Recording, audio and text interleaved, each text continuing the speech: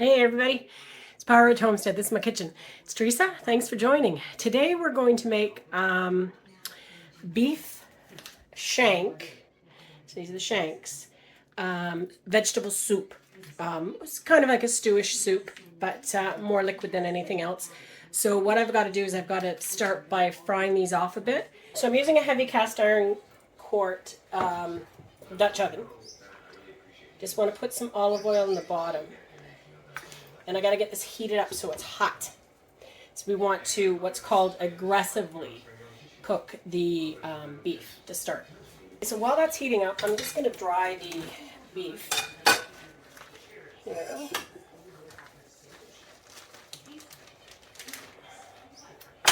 Beef shanks is a tough piece of meat, but if you put it in the oven for a long period of time, it will tenderize. Okay, so I just want to dry these off. Just use a piece of paper towel.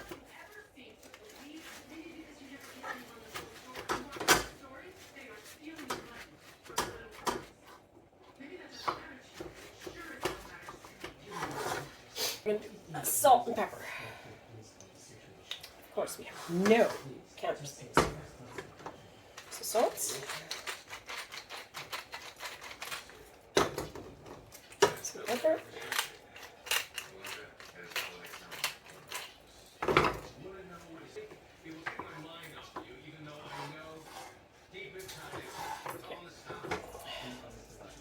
Face down because we've already salted that side.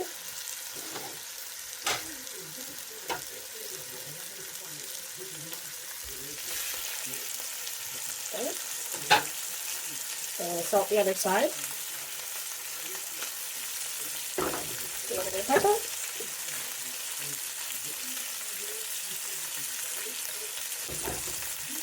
What you're trying to do is you want to get some nice bits on the bottom of your pan. And you gotta wait. When you put beef down, you'll find if it sticks, it's not ready to turn yet. Now we're not going to cook these all the way through right now because we're just going to throw it in the soup, but we're going to get it started. You want those round bits, so this is why they say aggressively fry them. There we go. Okay. You want to get some nice color on your beef as well.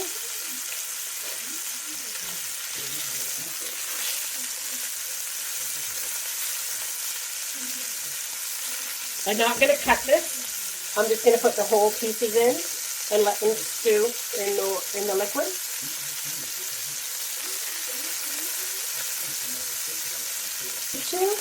Add some more olive oil. Or oil, whatever type you're using.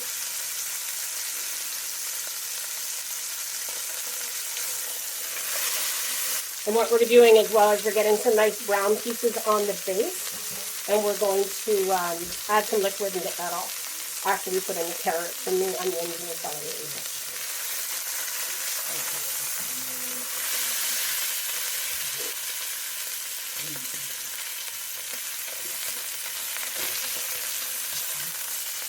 There we go.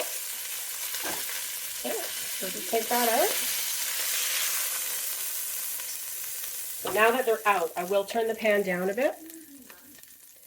Okay, and then the first thing that I want to add is my garlic and onions. I want to add garlics and onions, and what I'm doing is leeks instead of onions. I had a couple in the fridge. Gotta get used. Let them cook for a couple minutes.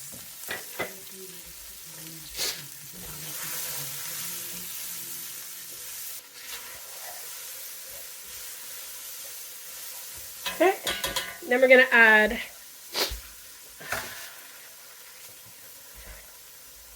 we want to add carrots and celery. And I have a little bit of parsnip as well. I'm gonna cook this again. Of course, always warning myself. I'm just going to turn this down a little bit. I don't want to burn the garlic. So we're just going to stir this around for a little bit. If you find that the pot's getting dry, just add a little bit more oil.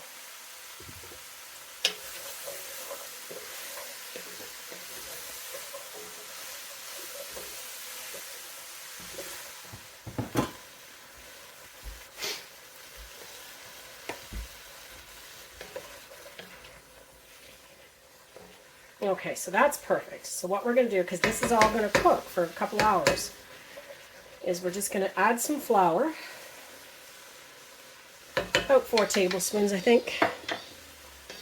Give it a stir so we can get it all mixed in there.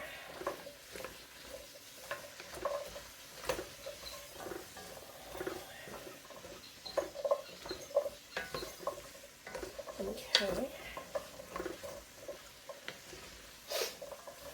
And then what we want to do is we want to add our broth. Now, unfortunately, I didn't have any beef broth left.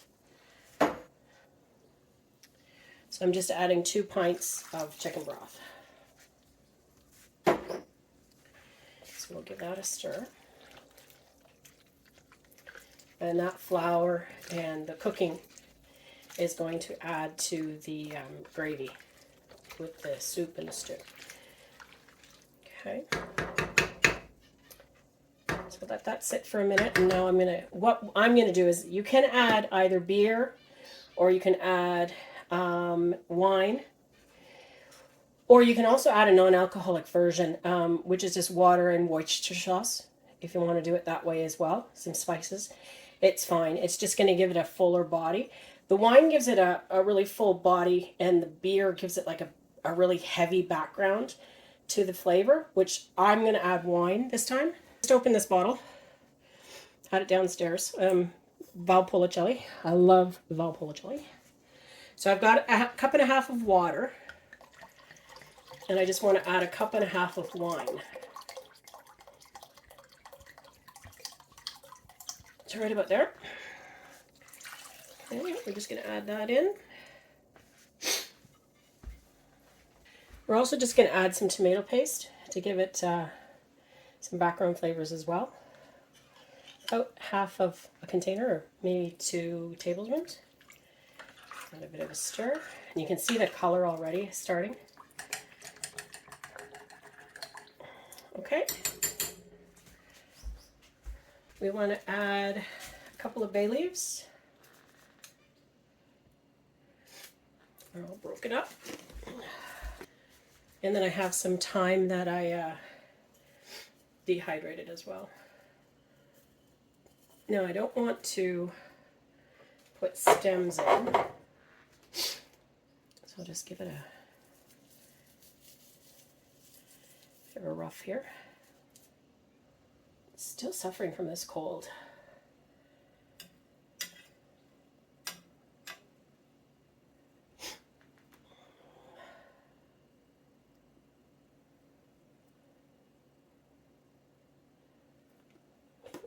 I could put a little bit more in there.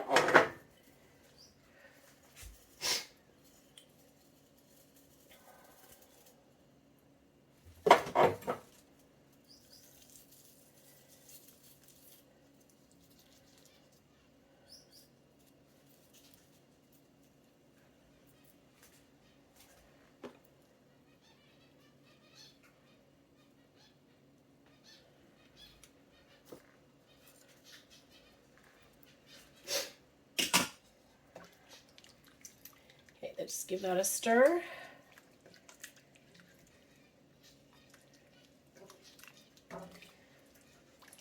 And then you're going to add back in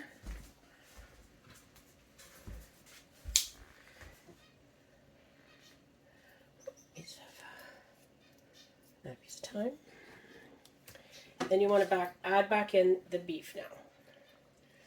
Just get it right in there underneath.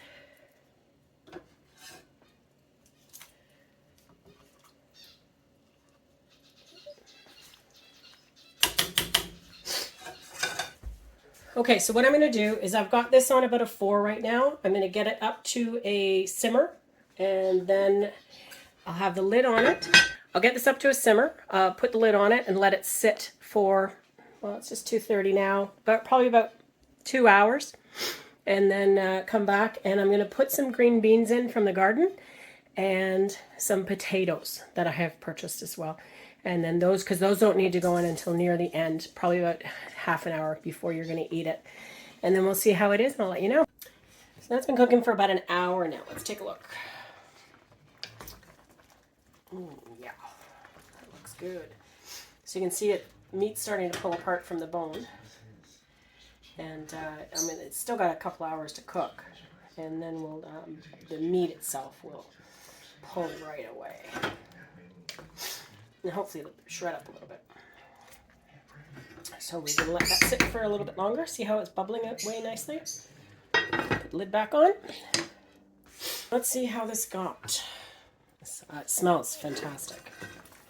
Oh, look at that. Yes, it's just falling apart. Look at that. All the bones are out. Nice big chunks of meat. There's the bone there. There we go. That's out. I don't have to worry about that, but I'll just let the bone sit in there and mellow anyways. Put the lid down. Now I'm just going to add some potatoes. Just small ones. I've just cut them all up. And then I'm going to add some green beans as well. I'm not going to put all of these in. These were the leftovers that I had from canning last night. Oops.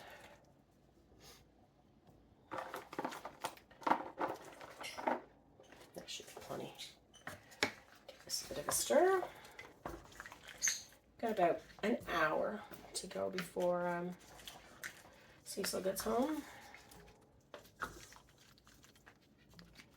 All right, now I'm going to add just a little bit of water to that too. Just because I know I don't want to have it go dry, right? Now, what you want to do is you want to test it, check it for saltiness, add any extra spices at this point if you want. Let's see how it is.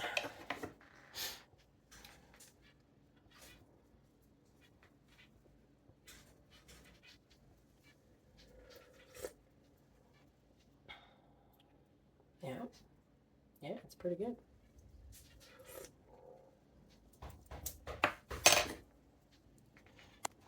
All right, so there we have it. Beef soup. Because it's not going to thicken much more, but it is going to be fabulous. So we'll let this set. Let the potatoes and the green beans cook. Yep. I don't want the bone.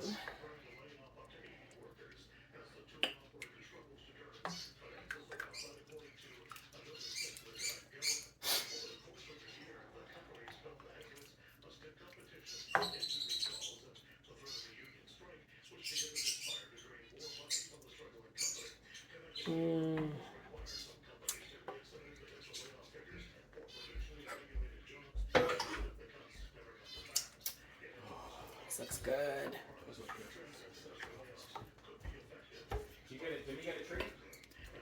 I put food in his bowl.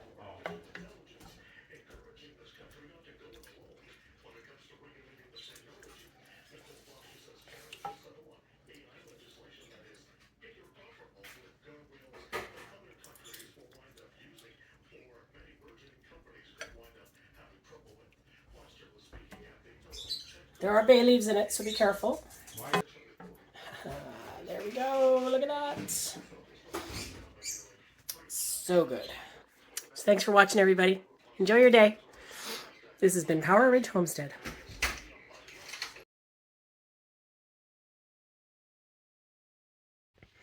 Hey folks, it's Editing Teresa. I just wanted to give you an idea of last night. The soup was really, really good. It was excellent. Cecil had said it was like the best I've done yet. So I've got some looking up to do. I did want to let you know that you can freeze it.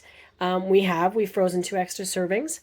They should be good in the freezer for about a month or so. So we'll have some soup in that over the last little bit. I did add another cup of wine to it. And also I did add the rest of the tomato paste from the can. And the flavors were amazing. So definitely going to try it again. And if you do try the recipe, let me know. You can use any kind of beef that you'd like. Use a tougher cut though, because it's going to stew for quite a while and you want it to go. You can use stewing beef if you want, or use beef shank. Use some of the different roasts and stuff like that as well, as long as it's a tough meat. because you're going to cook it in liquid for quite some time. So I hope you enjoyed it. And if you have any questions, let me know. And if you have tried it, let me know that as well. I want to know how it turns out. Have a great day.